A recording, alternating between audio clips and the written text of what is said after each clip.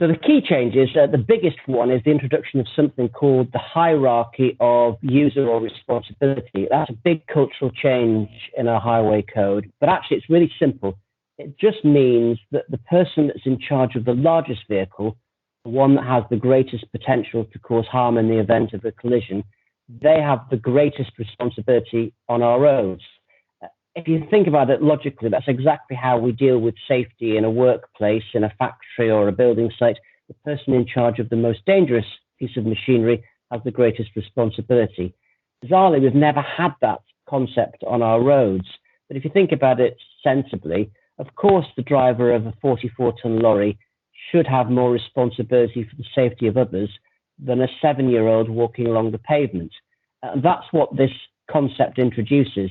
The most vulnerable are the ones that everybody else needs to protect most, and those that are in charge of the most dangerous machinery, the largest vehicles, have the greater responsibility. And that's something that's now introduced in the code.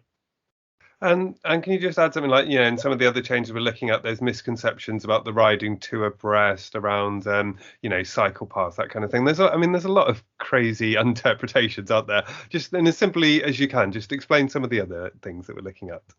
There's been some ridiculous misreporting of changes to the highway code. Just to name a couple, it's being said that cyclists are now being advised to ride in the middle of the road. That's nonsense. Some of us are old enough to have undertaken cycling proficiency test whilst at school, but for the last 16 years, there's been something called the Bikeability Standard. And the Bikeability Standard is the training that's given to many school kids. And under the Bikeability Standard, cyclists have been advised in certain circumstances, like approaching junctions, like in slow-moving traffic, that it may be sensible to ride in the centre of the lane, not the road, the centre of the lane, in some circumstances. Unfortunately, drivers have never been told that cyclists have been getting this advice for 16 years. So some people driving have thought that the cyclist is just being awkward or difficult because they haven't understood why the cyclist is doing that. All the highway code changes do is explain to drivers the advice that cyclists have been given for 16 years, that there are some circumstances where they might expect to see a cyclist in the middle of the lane. And in many ways, the advice on group riding, we have a similar situation. We've never had a situation where cyclists were told they could not ride in a group or more than a single file. What the highway code does, however, now is explain to drivers that cyclists may choose in some circumstances to ride two abreast because it might be safer. For example, in a circumstance where it's not safe for anyone to overtake or where they're with a child. And so lots of the changes to the code are about communicating reasons for why cyclists do things to drivers, but they've been misreported by some aspects of the media to suggest that a new offence is being created or that cyclists are now being instructed they have to do X or Y, when that's not the case. For you personally, what practical difference will this change make? Do you expect to see much change on the road, or what's your kind of gut feeling about the end result of this? Well, we're massively in support of these changes, but I take the point of the question. If a new highway code comes into force on Saturday, we're unlikely to see massive change in people's behaviour on Sunday, because cultural change sometimes takes time. Well, it almost always takes time. So a new code, whilst a fantastic start, is not an end in itself. The changes need to be communicated, understood, and ultimately road traffic laws, they need to be enforced. So there has to be further things which follow from this, but the changes are an excellent start because they do bring in the concept that we need to take more care of those that are most vulnerable on the roads. We had a situation in the UK over recent years where statistically it has become safer to be somebody within a car or another metal box on a road. We've improved road safety statistics in relation to people and vehicles. We haven't done the same for pedestrians, cyclists, horse riders, and motorcyclists, those outside that metal box. And this new code, it reflects an intention or a desire to make sure we have the same focus on improving safety for vulnerable road users. For you personally, is the hierarchy the big change then? It's just about changing perception, changing focus? Yes, there are some individual rules, like the rule to allow.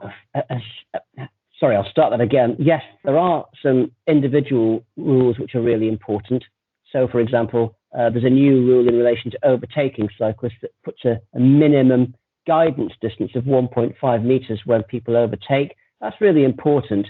But the biggest cultural change is the introduction of the hierarchy of users or responsibility, because that is something which changes the way we think about certain issues on our road. We've always had this bizarre approach in road safety in the UK that everybody should share responsibility as if it's the same degree of responsibility. Now, of course, we all have some responsibility on the roads. We all have responsibility for our own safety. But we should be adopting this on the basis that those that present the greatest risk have the greatest responsibility, because it's errors and lack of concentration or mistakes by them which have the greatest risk to cause injury or harm to others. Do you think children will be safer as a result of this? Because after all, a lot of people say they would ride to school. I personally, my child is one of about 3 in an entire primary school that rides. She rides on a pavement. Everyone else looks in horror that we would even consider riding on a pavement to school. I mean, the numbers of children riding to school isn't terribly high, I wouldn't say. Do you feel this could start to change that? Well, we only have about 2% of children in the UK who cycle to school. When we compare that with countries in Northern Europe, it's abysmal. And then on a separate conversation, people look at the obesity statistics in the UK and wonder why a third of our 10-year-olds leave primary school overweight or clinically obese. The things are linked. So it would be fantastic if we had more children walking or cycling to school. We have twice as many children being ferried to school by car than was the case when I was a school child. And that's just incredible in relation to masses.